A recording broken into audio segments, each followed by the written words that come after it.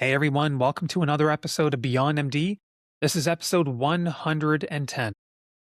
First, many of you may have heard that we unfortunately have lost one of our truly remarkable colleagues. Dr. Michael Fralick, sadly, recently passed away. And I just want to take a moment to acknowledge Mike. In fact, this episode is dedicated to Mike and the impact that he had on everyone. I was very shocked and saddened to hear the news of his passing. Earlier this week, I had a chance to go to his service, and it was truly remarkable how many people from different corners of the GTA showed up to Mike's service. This was a testament in action as to the impact that Mike had on everyone around him. I will remember Mike most for his unwavering enthusiasm, his curiosity, and the passion that he brought to his work each and every day. Every time I spoke to Mike, he lifted my spirits.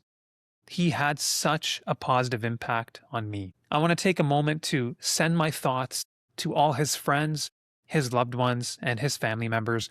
I can only imagine how difficult a time that you're all going through right now. Just know that our thoughts are with you, and let's remember Mike Fralick for the incredible human being that he was and the very talented physician that he was as well. On to some housekeeping. Thank you to everybody who has signed up for my newsletter. I'm sorry that my first issue went to people's junk mail. I'm still trying to figure out some things in the background. Interestingly, the first day after the newsletter went out, I had an interesting spam call.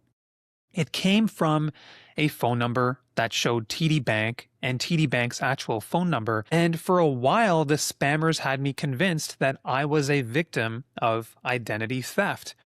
It was only as I started to ask a few questions that their tone started to change. They became a bit more defensive, and after I put the speakerphone on and asked more questions and noticed some interesting language, I looked at my wife and I said, "I'm pretty sure this is a spam call."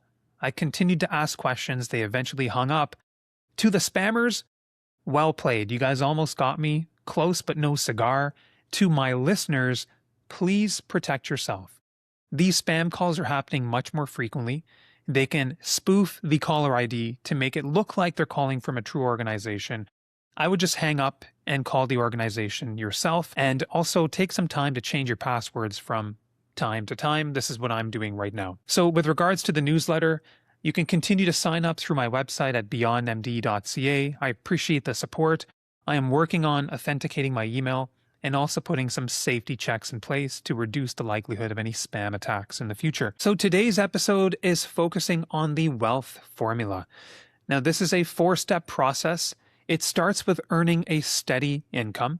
The second step is spending in a meaningful way that is aligned with your values and to make sure that how much you spend is less than how much we earn. Part 3 is investing the difference. And step 4 is knowing what our definition of enough is. I want to take a minute to just acknowledge some things around medical income in Canada. Part 1 is that I fully am aware that there are a wide range of incomes in medicine. We have some very high earning specialists, and then we have other practitioners who are doing incredible, valuable work that are paid less. I have 2 family doctors in my family, and I've learned through conversation and osmosis, their work is really, really difficult, but they aren't paid as much. I personally don't think that is fair, and I want to acknowledge this right at the start. Second, there are discrepancies in income within the same specialty across Canada. I saw this firsthand when I was in Alberta. I saw that pain medicine and pain injections paid a lot more in Alberta than they do in Ontario. And this inequality in income exists for many specialties across Canada. The third thing we have to acknowledge is that in general, apart from maybe a few hikes in income in the last few years, our income in medicine will not keep pace with inflation. But the most important thing is that we in medicine, we have a very steady income. Outside of a pandemic, an income that is generally speaking recession resistant. This is what makes our income powerful, and this is what gets the flywheel started.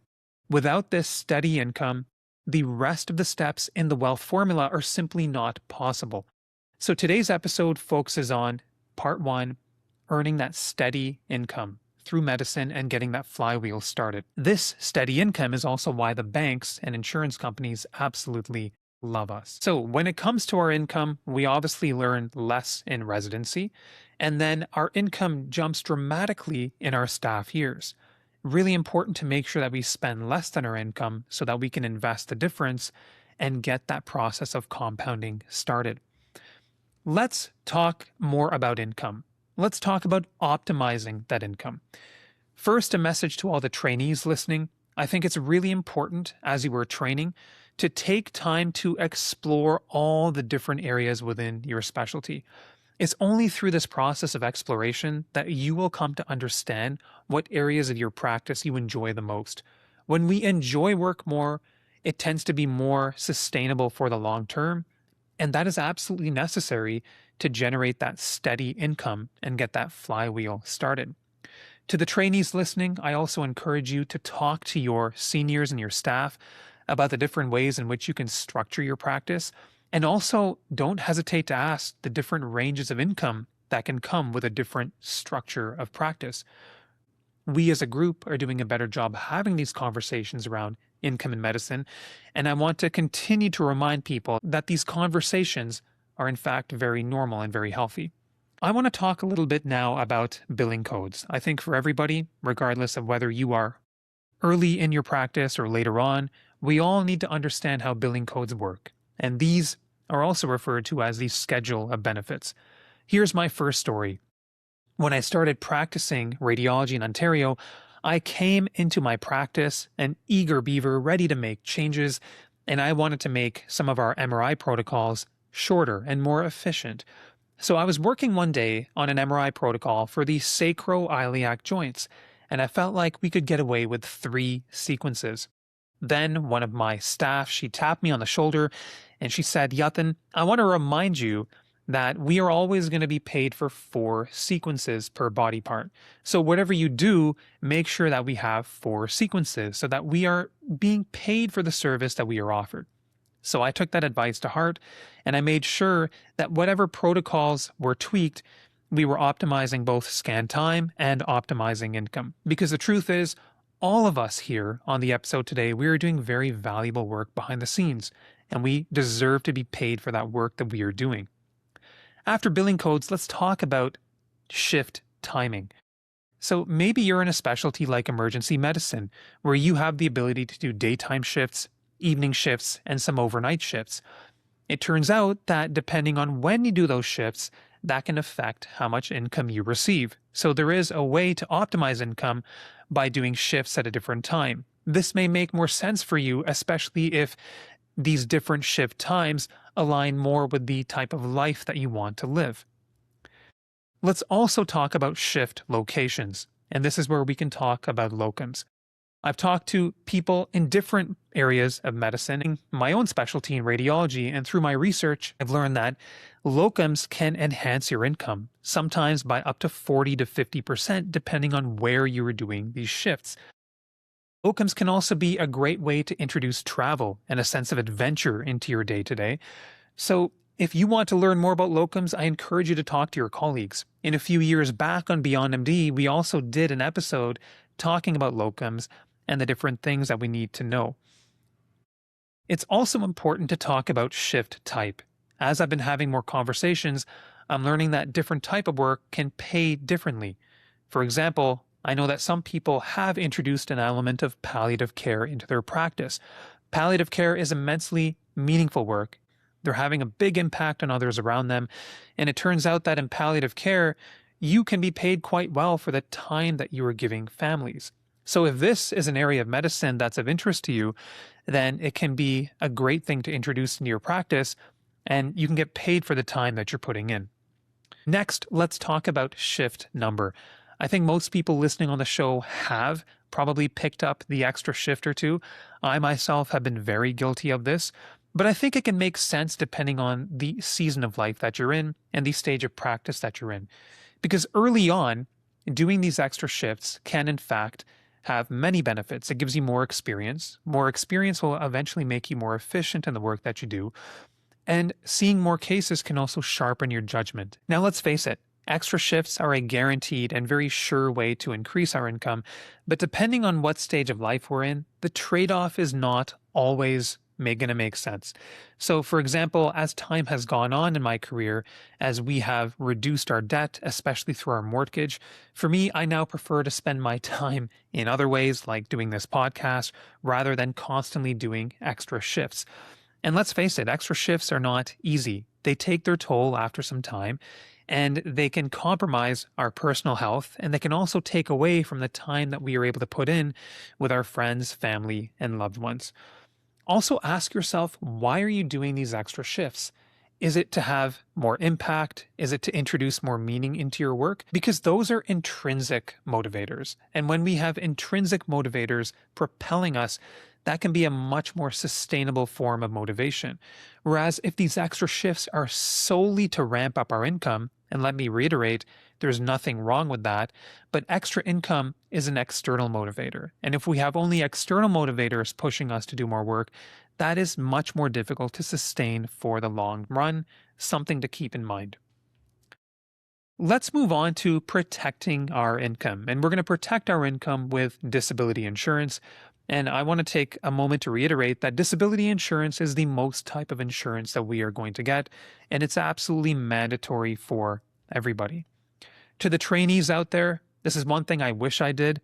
I did not get disability insurance until I was staff, but if I could do it again, I would get it while I am a resident, because when you do it earlier, you're able to lock in better rates. I also feel like disability insurance should be held personally, because should we become disabled, then that benefit, that payout that we are going to get, that is going to come tax-free to our personal hands rather than going into our corporation. I'm also a believer that individual disability insurance policies are stronger than group policies because the individual policy is specific to you.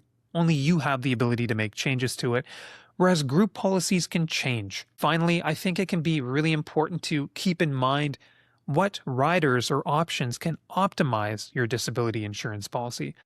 To the trainees and to the people more early in practice, one useful rider can be the future income option rider, which essentially allows you to increase your payout if you become disabled without having to prove your status of health. And then the other policy that is worth considering, especially for people doing specialized work and procedures, is own occupation, because an own occupation rider will customize your policy to you. So for example, if you are an orthopedic surgeon and you have an injury and you can no longer operate, if you don't have an own occupation rider, maybe you decide to teach and generate your income through teaching about orthopedic surgery.